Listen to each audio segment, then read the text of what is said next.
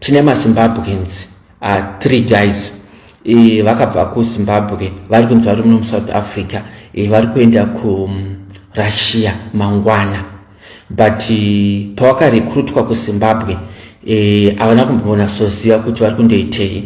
Saka vakomana vantu apartheid vari muhotera iri muJohannesburg, and their next flight ndimangwana.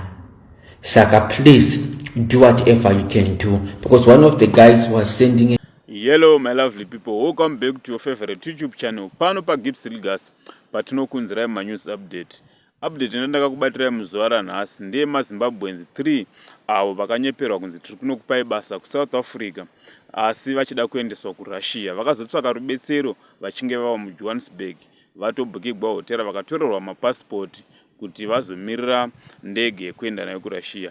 Ngatinzwe zvizere zvichitaurwa naMr Moboys Munezi. Kana uri munyowani pachannel ino kusubscribe utina notification. Tine maZimbabweans 3 guys vakabva kuZimbabwe vari kunzi vari muno muSouth Africa vari kuenda kuRussia mangwana, but pavakarekrutwa kuZimbabwe havana kumboona soziva kuti vari kundoitei.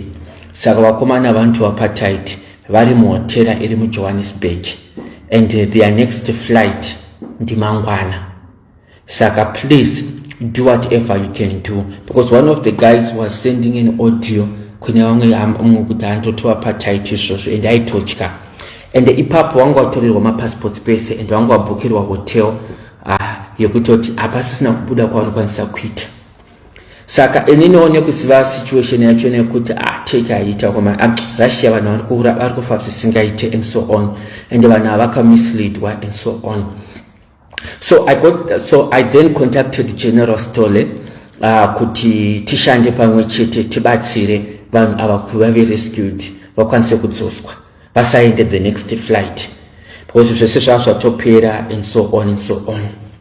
So chakazoitika manje apa ndechekuti General Stole vakazokommunicata nevanhu vari kucrime intelligence ndobva vapa information.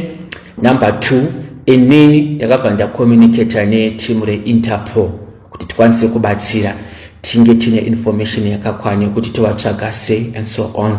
It was a very difficult job, to be honest, maitikira yachona, because it was a case yanga iri very sensitive kuti yogadziriswa sei, yobatsirwa sei. As you know guys, kuti vanhu vari kuita zvinhu zveje mafias, those are dangerous people, and vanotogona kutokuendesa and so on.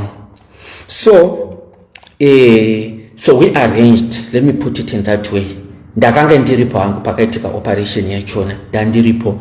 So takabva taenda kuhotera kwachona kwavakanga vari.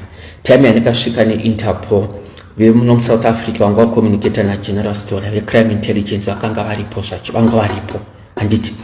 Saka ndobva tasvika panzvimbo pachona pavakanga vari, ndobva tasvika madisciplines madepartment ese police vakanga varipo, vecrime intelligence vanga varipo, veHawks vanga varipo, mabrigadiers ese akanga aripo, papakatowanda pahotera pachona. Saka tasvika ipapo manje indakabva tasvikawo ndobva taintroducewawo zvikanzi neInterpol achida kuziva kuti uyu ndiani, ndobva wanzi ndavamunetsi vakadai tinoshanda navo zvakadai. Right. Saka time yataikomini, one of the guys akanga ane foni yake yanga ine data, saka aitumira mamessages achiti kana maona ndatodaika ndinge because foni inogona kuuya kuzotorwa nevanhu vandinavava, and vese vari 3 vakanga like vainga vane fear yokuti azoziva kuti hantu wama1, and havaitombozivi kuti vanoescapa sei, wozoyi mumafirst vana vachina vanga vakatotorerwa mapassports avo muhotera mamatongosiyiwa varimo. The next day vaitozongoya makuseni vongobuda straight away vachienda. So patakasvika ipapo manje ndakabva ndavaprovide information yandandinayo, imwe yachina ndandatoshiya already naGeneral Stole. Tasvika panzvimbo vanga vainayo and so on. So vakaita manje vakabva vaidentify vanhu pahotera, ndobva vapika kuti yes vakanga vane vanhu vavo pahotera. Ndokusecha kwavakaita musystem, because ndandatora mapassports avo already. Then ndobva vasvikirwa kumana vachona vari 3, ndobva vatorerwa maphones avo, ndobva vatorerwa mapassports, not vakangotorerwa maphones avo, because mafoni makanga mune information yese yanga yakakwana. but then kuinterrogata kwavaita vachivabvunza manje ndo zvimwe zvakatombondibhowa izvozvo, because vakomana ava vakanga vada kuprotecta varongwa ava.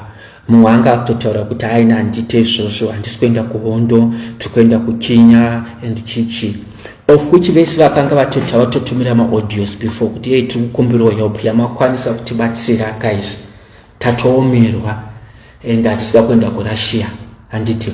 But vakasvikirwa pavaibvunzwa mibvunzo nemapurisa vakange vakuda kutodefenda hakuna izvozvo chiimwa kuti chi hakuna zvakadaro. So zvakazoitika manje ndosikachitora kuti system yemuSouth Africa is more advanced and they were also able, but zvavakakwanisa kuita pandezvekuti vana vari kuvarecruita vachienda navo kuRussia handitika, yeah. So we are going to just be safe with Russians. So you want me to allow people to go? I must let it go. Ndorega kuudza vanhu zvikuitika. I don't know. If people you say kuti muri kunyeperwa, muri kuenda kundouraiwa, it's fine. And I mustn't talk about that. Just kutaura someone.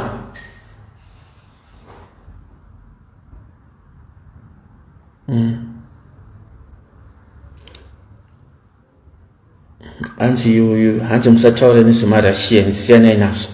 Okay guys, pane mumwe ari kuti hanzi ndisiyanei nazvo. So anyway guys, kuna vamwe vari kuti hanzi musataure zvavanhu vari kuendeswa kuRussia, but you feel the pain.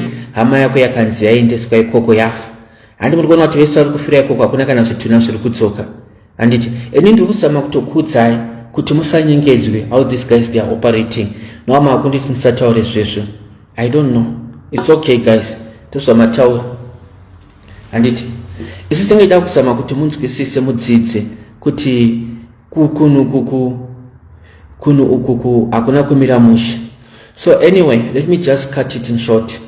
Vakomana so zvavari kuita manje, because vakaziva kuti South Africa immigration yakuzviziva, vakuprofila munhu wese anobva muno muSouth Africa achienda kuRussia, saka vakusenzesa Kenya handiti. Saka these guys were intercepted because vakanga vane matickets. So the South African intelligence tiri vaona mapassports avo ese vakabva vacheka musystem. Muno mune technology guys, ndakazozvinzwisisa manje. Mapurisa anokwanisa kutarisa turi vakabata macellphone avo, vane mapasswords acho nekuloga in yekutarisa kuti vanhu vada kubuda neflight ipi. Because chavakazoziva vakatozopika kuti vaifanga kubva muno muSouth Africa vachienda kuRussia vaenda neKenyan Airways, and they've been using the Kenyan Airways all along handiti. So they've been using it, ndiyo vangu vachishandisa kuti kana vachibva muSouth Africa, because South Africa yakuzikanwa guys, yakuzikanwa kuti vakabloka paairport. So vanhu vese vari kubva muSouth Africa izvozvo vachienda kuRussia vari kuenda through Kenya. Saka kana vachibva muSouth Africa vanonzi vari kuenda kuKenya, then from Kenya ndokune direct flight yekuenda kuRussia. Saka ndopa vakakwanisa kutsvaga musystem, ndopa vapika mapassports avo zvese mabooking tickets avo kuti vanhu vanga vachifanira kubuda zvakati the next day, ndege yavo yakati nguva yakati.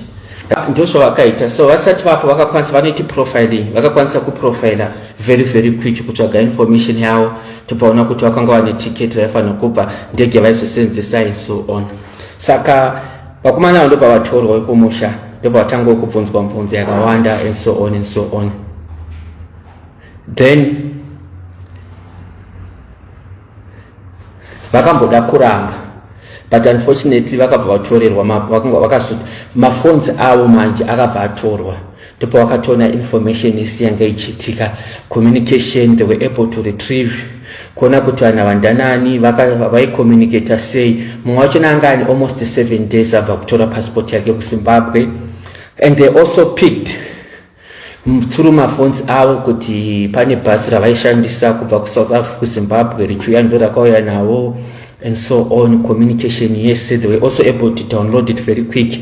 Maphones vakomana ndopa vakaona information yakakwana, but chavakazobata manje ndechekuti vakazorealize kuti there is a guy, the main guy anonzi Ivan, anonzi Mark. Saka vese vari kuendeswa kuRussia, there is a guy anonzi Mark uyu murungu ndiye ane connection kuZimbabwe nevamwe vanhu vese. saka iye Mark ane marecruits ake ndivo vanenge vachitsvagire vanhu and anooperator Mozambique, anooperator Zambia, Malawi neZimbabwe, but kwaari kunyanyoona vanhu ndi Mark kuZimbabwe. Saka Mark negirlfriend yake inonzi Michelle ndo are the two culprits vari kuita zvese izvozvo zvekurecruita. Ndiye anotumira mari dzemateksi, ndiye anotumira mari dzepassport, mari dzebhazi, ndi Mark kana kuti Michelle girlfriend yake. Then the guy anozovaendesa ku Russia anonzi Ivan. So Ivan is a Russian national. Saka Ivan manje ndiye anozova deployisa muarmy kuti vaende kwakati. So the next thing chapo ndechekuti we to find ways of kuti tofanira kutsvaga Mark, kutsvaga Henry and Michelle. Handiti saka kuya kwavaita pahotera apa pamwe pachona mumwe anogona kuya makuseni akapfeka certain hembe maskati odzoka neimwe akapfeka masheds zvekurasisa mamovements make. Even motikari dzese dzavaishandisa vanenge vachishandisa mauber. Handiti saka ende munhu wekutanga akangwara Mark wachona kuti kumutsvaga kuita sei, but aipota achivacheka achiunza vaonenge achiunza achibvisa vachidai. Handiti so zvakazoitika pamache ndezvekuti it was very late and ndakange ndine team yachona ise zvichitoitika zvese and so on. Saka sofa vanga vabata 3 yokumusha kweda, then ndopa vatozorealize kuti kune imwe hotera kwakune vamwe vakabva kune dzimwe nyika nevamwe kumusha kwedu futi vanga varipo. Handiti but ivo vandakange ndinawo exercise yatati nayo ndeyekuidentifya 3R yokuZimbabwe ava first tovabatsira and so on. So the good news is that Mark akazouya, I think aizimbwa here kana kuti chi because mafonzi akanga ane mapurisa. Saka pavaivatumirawo mamessages kuti muri right here zviri sei, mapurisa aibva vapindura. Saka Mark akazouya naMichelle naHenry ndobva vabatwa, ndobva vasungwa. Right. So zviri kuitika parizvino now ndezvekuti vakomana ava vakasungwa vari kuJohannesburg prison, maZimbabweans and mazita ndinawo. Saka iwo kana une hama yako handikwanisi kunyorai mazita kunyora paFacebook kuti mazita awo ndananhingi, but iwo kana une hama yako yaunoziva kuti aifanira kuenda kuRussia last week musi weThursday or Friday akabva kuZimbabwe, ndiuya kusere kwangu ndichakupa madetails. Akasungwa iwo vakomana vekuZimbabwe vakasungwa, Mark akasungwa, Michelle akasungwa, Henry akasungwa, vese vari kuJohannesburg prison.